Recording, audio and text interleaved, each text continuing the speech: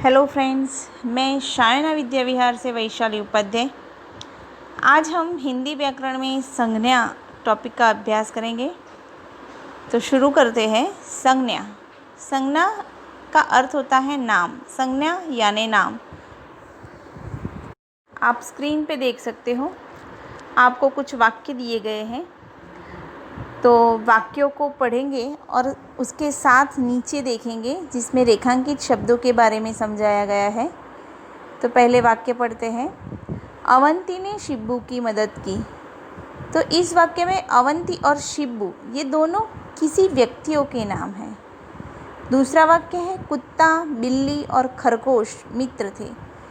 तो इस वाक्य में भी कुत्ता, बिल्ली और खरगोश ये पशुओं के नाम हैं, प्राणियों के नाम हैं।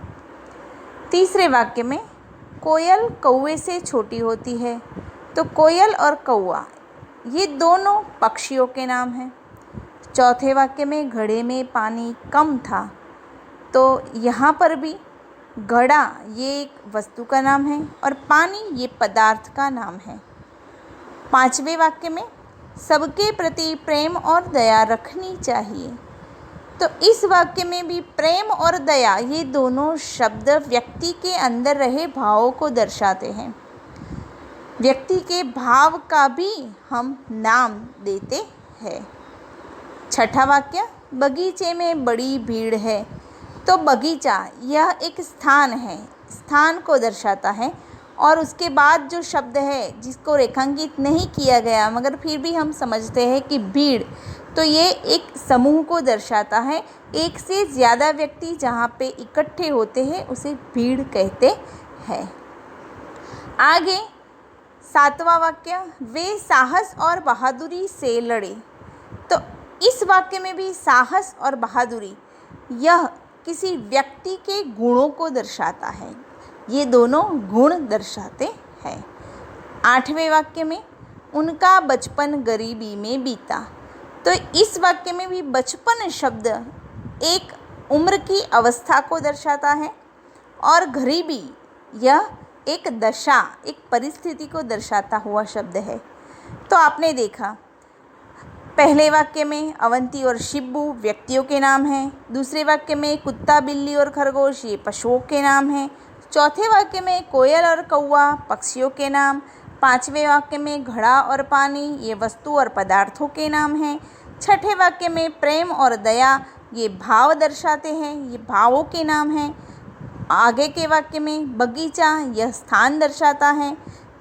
बाद में साहस और बहादुरी ये गुणों के नाम हैं और अंत में बचपन एक अवस्था और गरीबी एक दशा का नाम है।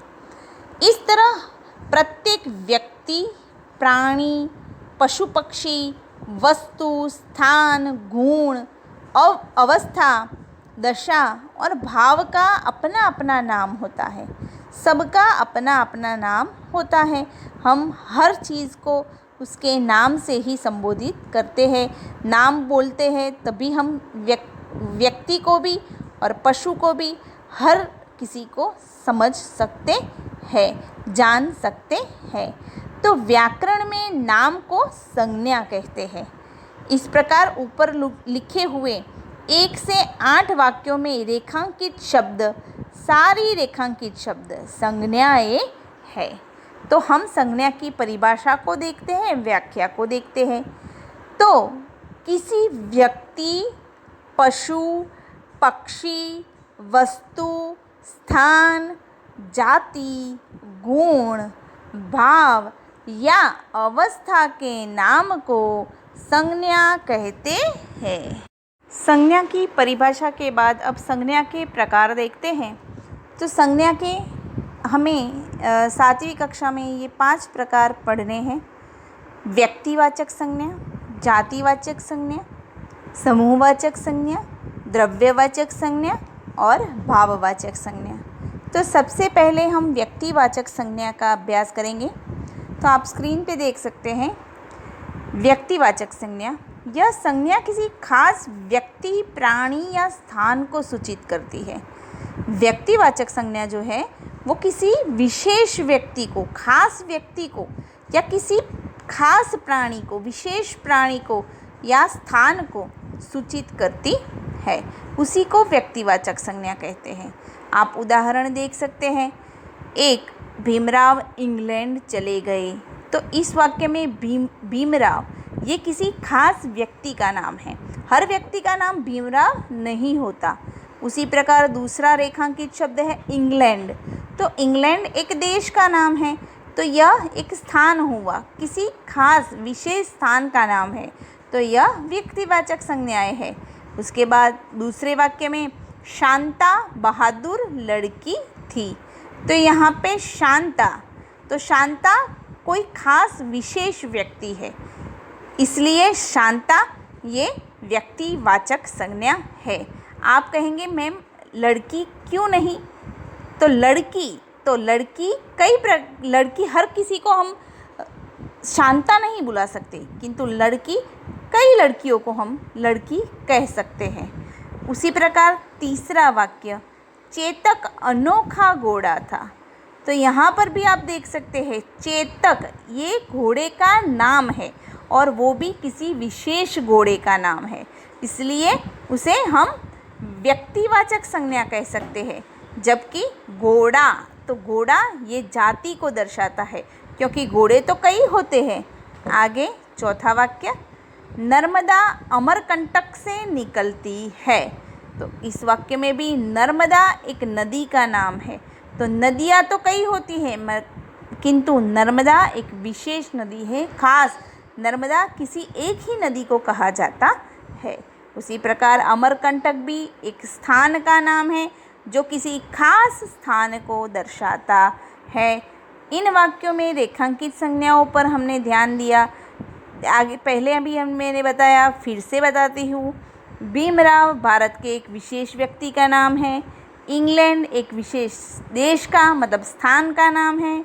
शांता एक विशेष लड़की है, उस व्यक्ति का नाम है किसी। चेतक एक विशेष घोड़ा है, ऐसे तो प्राणी है किंतु विशेष घोड़ा है, इसलिए व्यक्तिवाचक संज्ञा में आएगा। नर्मदा एक विशेष नदी का नाम है और अमरकंटक भी एक विशेष पहाड़ का नाम है। इस प्रकार हमने व्यक्तिवाचक संज्ञा में ये सीखा कि किसी खास विशेष व्यक्ति, प्राणी या स्थान को जो सूचित करती है वह संज्ञा है व्यक्तिवाचक संज्ञा। तो उसकी परिभाषा देख लेते हैं। किसी विशेष व्यक्ति, देश, प्राणी, नदी या पहाड़ का नाम है, ऐसी संज्ञाओं को व्यक्तिवाचक संज्ञाएं कहते हैं। अब देखते हैं जातिवाचक संज्ञा। तो जातिवाचक संज्ञा की परिभाषा से परिचित होते हैं सबसे पहले। तो यह संज्ञा किसी खास व्यक्ति, प्राणी, वस्तु या स्थान को सूचित नहीं करती, परंतु पूरी जाति का बोध कराती है। पूरी जाति को जो दर्शाती है वो है जातिवाचक संज्ञा। आप पहले वाक्य में देख सकते हैं उदाहरण में, गांव के पास एक संत रहते थे। तो गांव तो कई गांव होते हैं, कोई खास गांव की बात यहाँ पे नहीं हुई। संत तो संत भी कई संत मिलते हैं हमें, किसी विशेष संत की बात नहीं हुई, इसलिए गांव और संत ये दोनों शब्द जातिवाचक संज्ञा में आएंगे।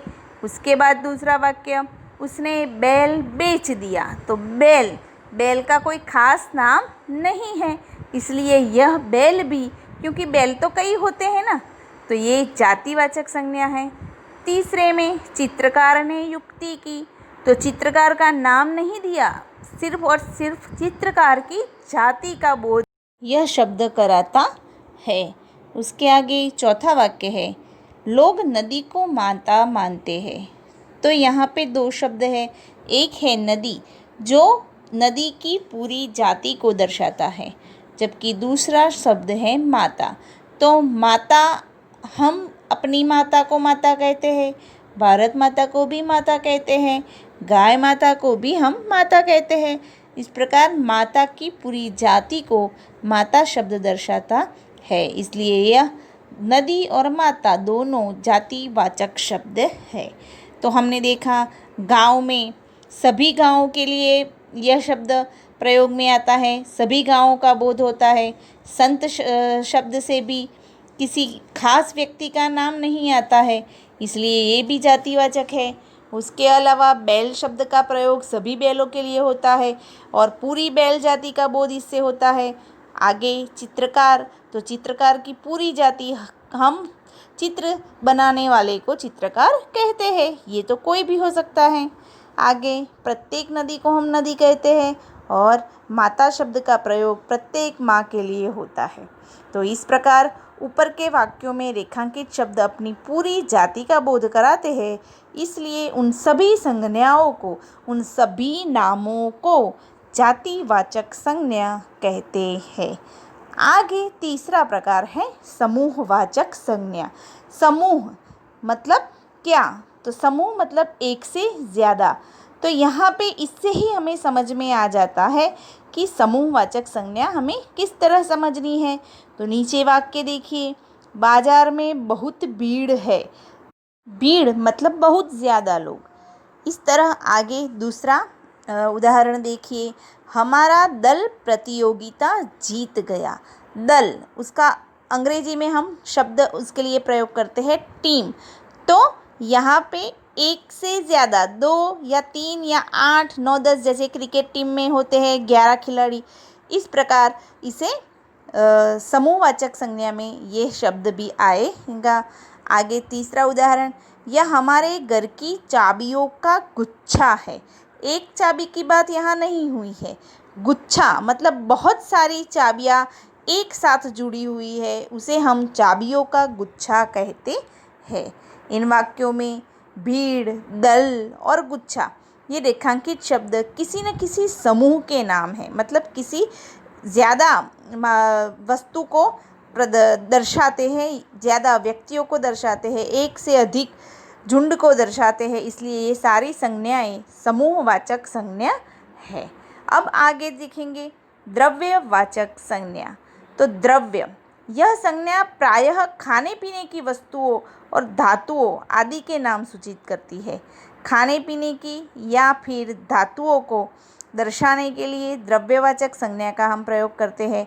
तो यहाँ पे पहले वाक्य में यह स्वच्छ पानी है, तो पानी ये एक संज्ञा है, द्रव्यवाचक संज्ञा है। दूसरा, लड़का दूध पीता है, तो उसमें दूध यह संज्ञा है, कौन सी? तो द्रव्यवाचक संज्ञा। तीसरे में रुई और ऊन से कपड़े बनते हैं, तो यहाँ पे ऊन भी द्रव्यवाचक संज्ञा है। चौथे वाक्य में गेहूँ और चावल उत्तम अन्न है, तो गेहूँ और चावल ये धान है, अनाज है, इनको भी हम द्रव्यवाचक संज्ञा में लेंगे। पांचवें उदाहरण में सोना चांदी कीमती धातुएं हैं, तो सोना और चांदी ये धातुएं हैं, यह भी द्रव्यवाचक संज्ञाएं हैं। और छठा, यहाँ शुद्ध घी मिलता है, तो यहाँ पर भी घी शब्द, घी संज्ञा, घी नाम द्रव्यवाचक संज्ञा है। इन वाक्यों में रेखांकित शब्द किसी न किसी द्रव्य के नाम हैं, इसलिए ये द्रव्यवाचक संज्ञाएं हैं।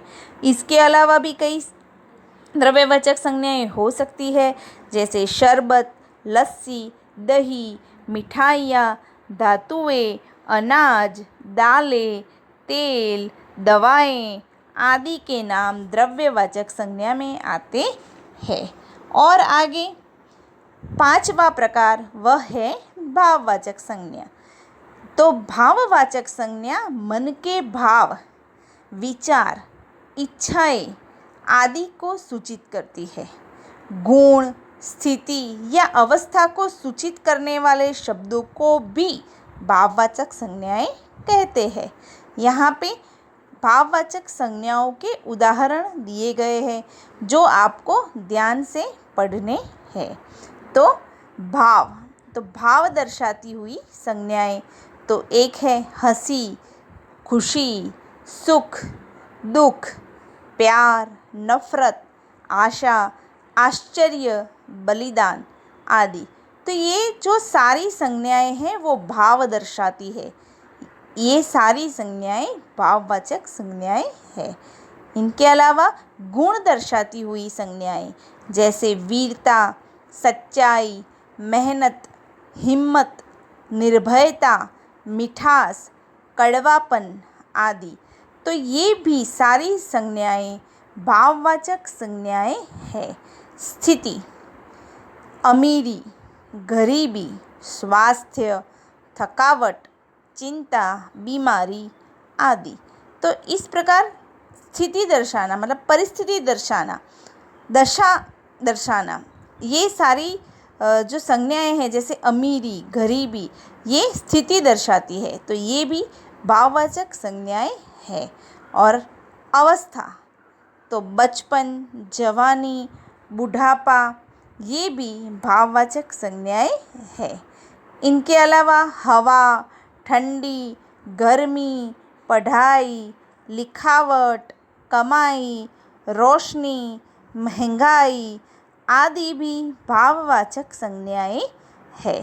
तो आशा रखती हूँ आप भाववाचक संज्ञाओं को